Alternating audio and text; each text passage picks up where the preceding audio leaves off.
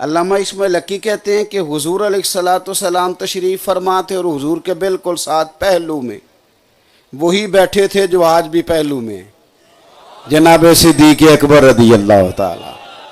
حضرت صدیق اکبر بیٹھے تھے حضور کے بالکل پہلو میں۔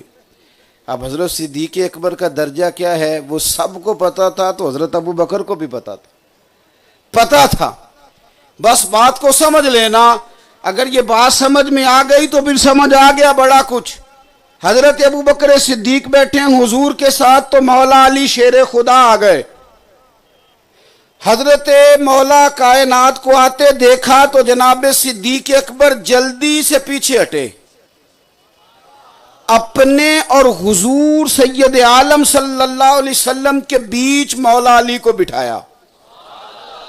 ادب کا خطبہ نہیں پڑھا، ادب کی منقبت نہیں سنائی، ادب کا لیکچر نہیں دیا، انہوں نے ایک دوسرے کا ادب کر کے دکھایا۔ جناب ابو بکر صدیق نے جب وہ جگہ چھوڑی، حضرت مولا علی وہاں بیٹھ گئے۔ حضور کی موجودگی میں کوئی اور تبصرہ کر ہی نہیں سکتا تھا۔ اے پائے نظر ہوش میں آ، یہ کوہ نبی ہے، آنکھوں سے بھی چلنا یہاں بے ادبی ہے۔ کون بولے حضور کے سامنے؟ کوئی نہ بولا تو حضور نے خود ہی فرمایا۔ جب یہ منظر دیکھا نا کہ ابو بکر ہٹ گئے اور مولا علی کو جگہ دی، تو کیا انداز ہے، کیا بات کرنے کا طریقہ ہے۔ تیرے آگے ہیں یوں دبے لچے فصحاء عرب کے بڑے بڑے، کوئی جان منہ میں زبان نہیں بلکہ جسم میں جان نہیں۔ حضرت علی کو جب حضرت ابو بکر نے بیچ میں بٹھا لیا تو کریم فرمانے لگے، لوگو عزت والے ہی دوسرے کی عزت پہچانا کرتے ہیں۔ یہ عزت والے ہیں جو ایک دوسرے کی عزتیں پہچانا کرتے ہیں۔ کوئی عزت والا ہی کسی کو عزت دیا کرتا ہے، صاحب عزت ہی عزت دے۔ بس سمجھ لو، اگر ابو بکر کی عزت کرو گے تو صاحب عزت ہو، اگر حضرت عمر کا حیا کرو گے تو صاحب حیا ہو، اگر حضرت عثمان غنی کی قدر کرو گے تو قدر والے ہو، اور اگر علی کرو گے تو پھر کامل ایمان والے ہو۔ یہ سمجھ لیں اپنی زندگی میں کبھی بھی ہم ان چکروں میں ویسے بھی آپ سے ایک بات عرض کرنی ہے، اس کو آپ نے یاد رکھنا ہے۔ ہمیں نبی پاک علیہ السلام نے فرمایا تھا، میرے صحابہ ستارے ہیں، جس کے پیچھے چلو گے اللہ ہدایت دے گا۔ ہمیں حضور نے فرمایا تھا کہ میں جا رہا ہوں دو چیزیں دے کے، ایک قرآن دے کے جا رہا ہوں، دوسرا اپنا خاندان دے کے جا رہا ہوں۔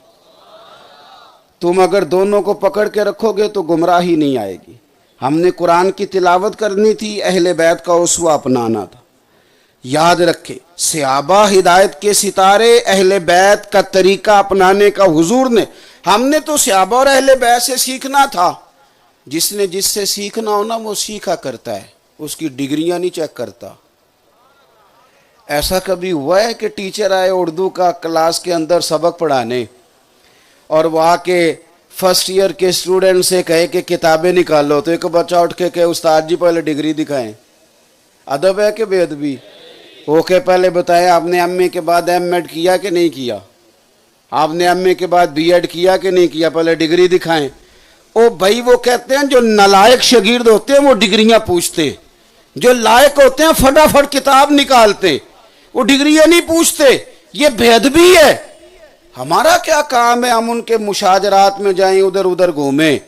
ہم تو حضرت صدیق سے صداقت سیکھیں گے، فاروق اعظم سے عدالت سیکھیں گے، عثمان غنی سے حیا سیکھیں گے، ہم حضرت سیدنا مولا علی شیر خدا سے شجاعت سیکھیں گے، امام حسن سے قربانی دے کے مسلمانوں کو ملانا سیکھیں گے، اور امام حسین سے صبر سیکھیں گے، استقامت سیکھیں گے، اور شہادت کا طریقہ سیکھیں گے۔